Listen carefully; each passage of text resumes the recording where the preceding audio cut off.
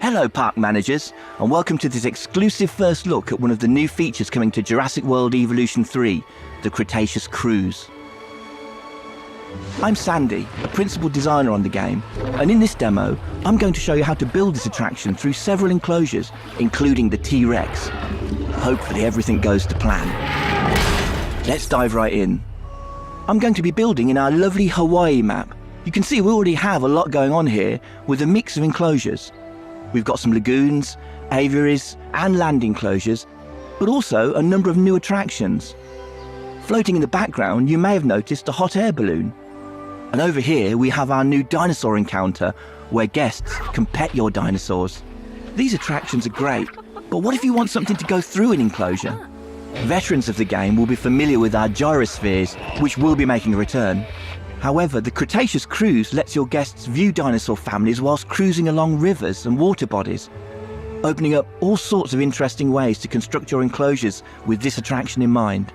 Like all our attractions, I'm going to need an entrance. We have our building already placed down. Jurassic World Evolution 3 now features modular building, meaning you can customize buildings like this to your heart's content. We have 3 enclosures we want this ride to pass through, so our guests get to see a wide variety of dinosaurs, including that T-Rex we mentioned. I've placed a couple of security cameras around. We should be safe if things get a little chaotic. Let's start adding a track. It's incredibly easy.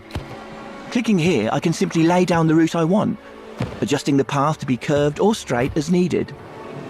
And while this is a great starting point, our new scenery pieces mean we can make these spaces even more interesting. Let's make the ride feel more dynamic by adding a rock arch.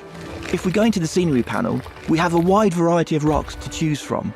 Very easily, we're able to create something unique for our ride. And then I think we want another type of structure over the path. Over here, we have a structure we've turned into a blueprint. There we go, that looks great. Now we've reached the end of the enclosure, we need some more water in order to continue the ride. Let's place that down and add a track through this fence.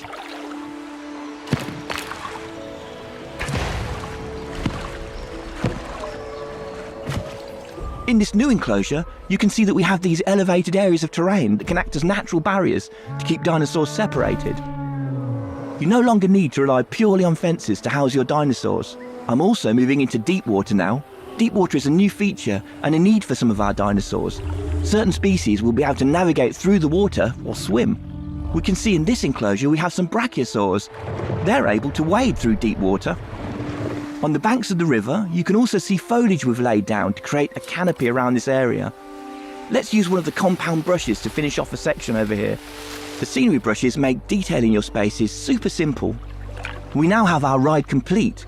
Let's open it and head down to guest level. There's multiple perspectives you can choose from when interacting with the kayak. You can observe from third person, first person, or even take control of the ride. In this perspective, you will take control, allowing you to move the kayak freely both along the track ride or outside it. From this vantage point, you can get up close to the dinosaurs. Let's take a look at our Parasaurolophus. In this enclosure, we have a number of males and females, each with their own unique colour and pattern, making the dimorphism quite apparent. Dinosaur traits will be able to pass down from generation to generation, with certain features being worth more to your overall park rating. Over here, we can see the juveniles as they play in their enclosure. They'll interact with each other as well as adults, so keep an eye out. As we head into the next enclosure, let's hop over to one of the guest kayaks and check out what they're able to see. Passing through the canopy, it's a great chance to call out just how good the new lighting and water in the game looks. It adds so much to the effect of this attraction. And finally, we make our way into the T-Rex enclosure. These guys can get a bit restless with boats travelling through, so you want to keep an eye, or preferably a security camera, on these sorts of enclosures. That about brings us to the end of our demo, and hopefully you can see just how creative and dynamic this new ride will be.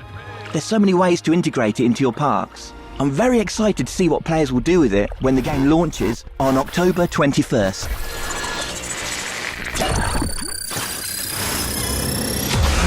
Detected a loss of power across the park. Please bear with us as we deal with the issue. Ladies and gentlemen, as a precautionary measure and for your safety, please proceed to your nearest shelter.